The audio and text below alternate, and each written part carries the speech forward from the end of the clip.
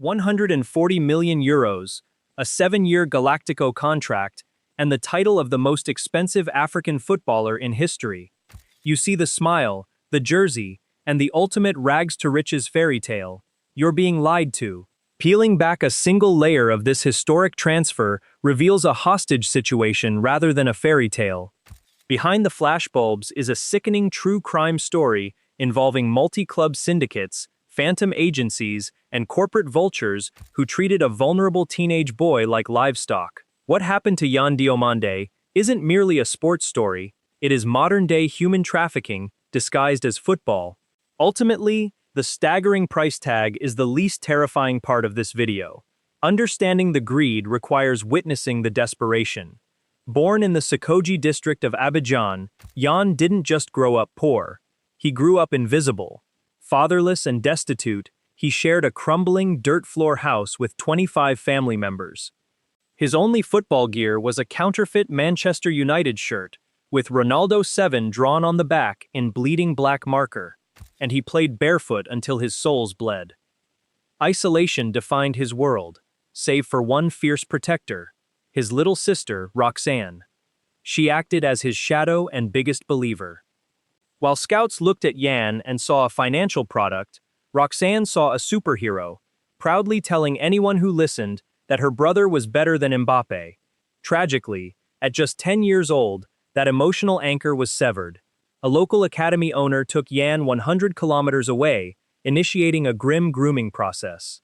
Enter the vultures. By age 15, Yan routinely destroyed opponents 3 years his senior. Rainbow Sports Global, a massive talent network funded by a shadowy American investment group called Blue Crow, spotted him immediately. Corporate executives didn't see a child, they saw a bearer bond. Exploiting his underage status to bypass European labor laws, they shipped a non-English-speaking teenager 5,000 miles to an American high school on a flimsy student visa. Imagine learning a new language through a phone app while eating garbage fast food, crying to your sister because you feel like a prisoner.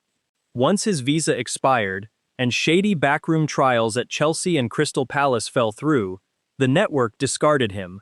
Throwing him away like a broken toy, they shipped him back to Africa, seemingly killing his dream.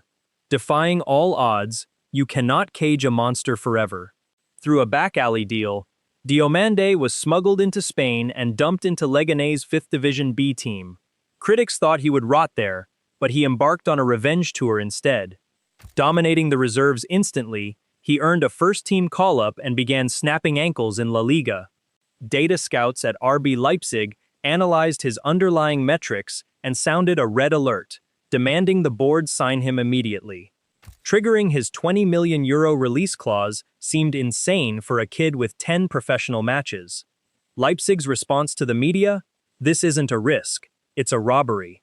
Securing that massive contract meant he could finally buy Roxanne the house she deserved. Suddenly, the phone rang.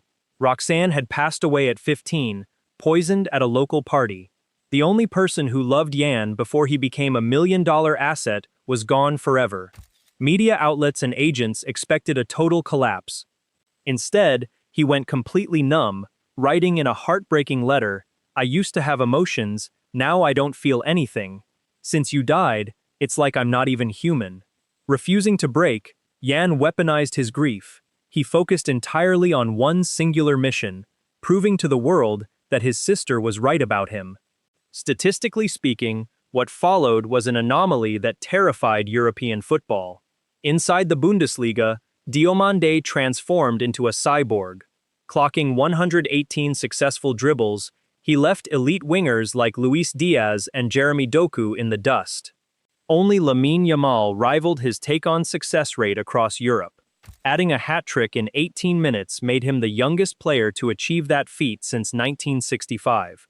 Arriving at the World Cup, he put on a masterclass that dragged the Ivory Coast to the knockout stages. His phone rang again, and this time, it was José Mourinho speaking perfect French, declaring him the chosen one. Breaching the €100 million threshold brought the Sharks right back into the bloodied water. As Real Madrid prepared to crown him their new Galactico, 5 ghost agencies violently clashed in the background. Entities that had abandoned him in Florida magically reappeared, filing injunctions and waiving forged contracts to steal competing bids. Forcing the transfer through, Florentino Perez paid a €125 million ransom, pushing the total to €140 million with add-ons. Leipzig secured a massive profit in just 13 months, while millions more vanished into dark commissions to settle the lawsuits. Surviving the ordeal, Yan Diomande is now walking onto the grass at the Bernabeu. He fulfilled the sacred promise made to the little sister who believed in him when he had nothing. Yet, as he kisses the Real Madrid badge, remember this unsettling fact. The shadow network that trafficked him across the globe still legally owns 30% of his image rights.